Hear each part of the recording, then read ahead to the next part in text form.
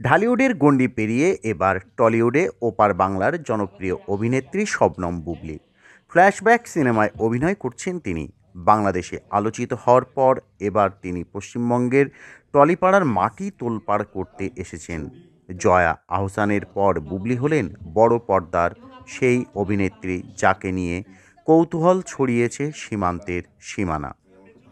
অভিনয়ের পাশাপাশি ব্যক্তিগত জীবনের জন্যই হামেশাই খবরের শিরোনামে উঠে আসেন এই অভিনেত্রী।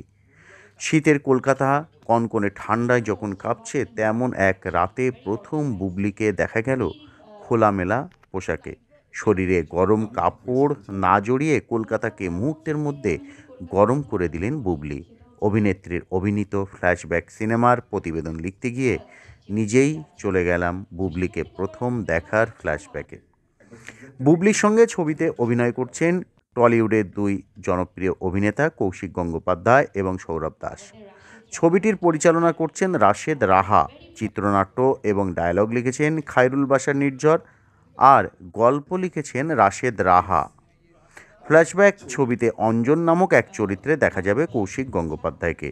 অঞ্জন নামক এই চরিত্রটি থিয়েটার জগতের একটি নামকরা চরিত্র, তবে বহুদিন নাটক, মঞ্চ সব কিছু থেকেই তিনি ছিলেন দূরে, লাপাতা যাকে বলে।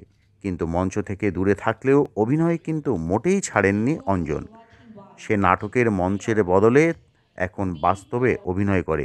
কলকাতায় শেষ হয়েছে সম্প্রতি এমন গল্পের ছবি ফ্ল্যাশব্যাকের শুটিং, বাকিটা হবে উত্তরবঙ্গে। চলতি বছরেই এই ছবিটি বড় পর্দায় মুক্তি পাবে। ছবিটির প্রযোজনা করছেন এ ব্লু হোয়েল এন্টারটেনমেন্ট এবং বিগ আর এন্টারটেনমেন্ট। এটি হচ্ছে আমাদের সিনেমার নাম, যেটির মাধ্যমে আমার এই প্রথমবার কলকাতায় যাত্রা শুরু হচ্ছে।